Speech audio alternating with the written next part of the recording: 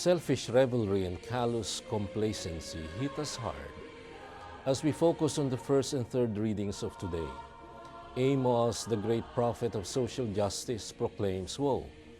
Woe to the complacent in Zion, he says. Such was the rich man's complacency as to engage in behavior that could only be described as insensitive opulence in the midst of so much want, wallowing in beds inlaid with precious and expensive ivory, lolling around in couches as they dined on tender and choice-cut meats that were supposed to be a very rare treat for ordinary mortals in his time, guzzling wine not in ordinary goblets but in wide-rimmed bowls that were designed to give maximum inebriation, sporting perfumed oils that presumably led to amorous sensual liaisons with women after being satiated with food, wine, and song.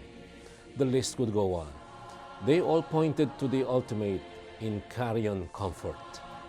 But there is more than just selfish revelry and callous complacency in the gospel passage of today. The gospel seems to take up the cause a notch higher for our consideration. Christ, in a sense, ups the ante for us to give maximum impact on a life-changing lesson that may fall on deaf ears then, and even more so now, living as we are in a narcissistic and self-centered world of what Rolheiser refers to as a time of unbridled restlessness and unabated consumerism. More than just selfishness is referred to in the gospel, but neither is the story reducible to callousness and complacency.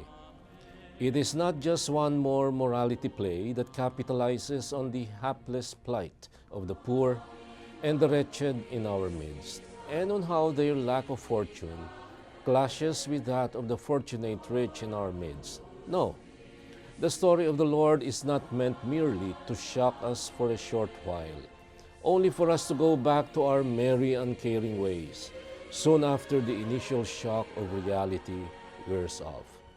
Christ's story is not meant to shock the hearers, although there is more than just a little of a shock value for dramatic effect. As a good storyteller, as a good teacher, Christ does have a way with some shocking and stunning stories like this one, like the story of the prodigal son and the resentful older brother that we heard last week. The story that revolves around great reversals of fortune does shock and stun us, as it probably shocked and stunned the Pharisees. But the great value of Christ's story of today lies not on whether we are shocked or stunned beyond belief. Our mass media crazed world is filled with shocking and stunning news almost to the day. We see images of untold and unspeakable human tragedies regularly. In the Philippine setting, we were regaled by reports about our prison system becoming the hub of the drug-crazed country. We see human suffering of all shapes and sizes and magnitudes at predictable intervals. Tsunamis, earthquakes, famines, wars, terroristic acts that hurt, maim, and kill innocent bystanders and people out in the streets to earn their honest daily bread. But their shock value is all but gone. They have ceased to capture our naturally compassionate hearts, and all they do is to feed our endlessly curious minds with facts and figures that don't move us to action. For all they do is show us, beyond showing and telling, such gory images that fill our senses to satiety don't lead us to careful reflection that ought to lead us in turn to a process that could only be described as a process that softens the soul. Softening of the soul. This is what the rich man of the gospel did not have, in life as well as in death. One would think that in death he would have looked at Lazarus in a less patronizing, less selfish way, but no. Old habits, as they say, die hard. Selfishness and narcissistic self-centeredness, not necessarily an opulent and insensitive lifestyle, is what did the rich man in. It is what damned him to that wretched state. In death, like in life, The rich man continued to look down on Lazarus as someone who was there to meet his needs and those of the persons he cared for. Never in the parable is it mentioned that the rich looked on Lazarus and considered him as more than somebody to be at their lowly service. We are called today to go beyond mere shallow shock value, to go by our Sunday reflection. We are certainly shocked that the Arctic solid slabs of icy fortresses are now melting away, to the glee of shippers who can now cut their travel time considerably as they can do away with the circuitous route via the Panama Canal. We continue to be shocked every day by new and fresh revelations of gross acts of massive graft and corruption that would put Alibaba and the 40 thieves to shame. In the Philippine context, whilst presidents have been convicted of plunder, we were shocked to wake up days after to the realization that Alibaba might have been routed and banished, but not the 40 thieves that still man all branches of government, especially the executive and the legislative branches. News of a cloak and dagger operation of international proportions, hatched not in smoke-filled back rooms, but in the fairways of golf courses in Manila and Shenzhen, continue to shock us beyond belief. But as Peter Seeger of yore crooned so many years ago, when will they ever learn? When will they ever learn? Where have all the flowers gone? Where have all the money gone? Long time passing. Where have all the money gone? Long time ago. Where have all the money gone? Gone to the grafters, everyone.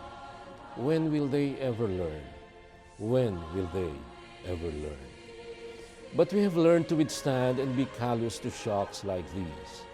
And this is why I insist that today's liturgy goes beyond shocking us. The liturgy that makes us look back and revisit old stories about God's saving interventions in the lives of His chosen people is not just a backward glance to what is past. No, liturgically speaking, the past is the prologue to our present. We look back, yes, we reclaim the story of God's people in order for us to look forward, to make sense of our unfolding story here and now in the present and also in the future. Like oarsmen, we row facing backward in order to move forward. The rich man's story, in relation to the shocking story of reversals involving Lazarus and the erstwhile rich and complacent man, is the story of our lives. And being shocked about it won't clinch it for us. Being merely awed by it won't make us better people. We need more than just the element of shock. We need reflection that softens the soul and makes us part ways with rigid and unbending categories that keep us enslaved to the glories of the past. The rich man had an abundance of such glories of the past. In death, he even thought he could still order Lazarus around to run him errands. At this point, I am reminded of a funny, if shallow, commercial ad for a brand of bath soap that was popular in the early 80s, when Unilever wasn't yet the giant multinational company that it now is. Shock, revive.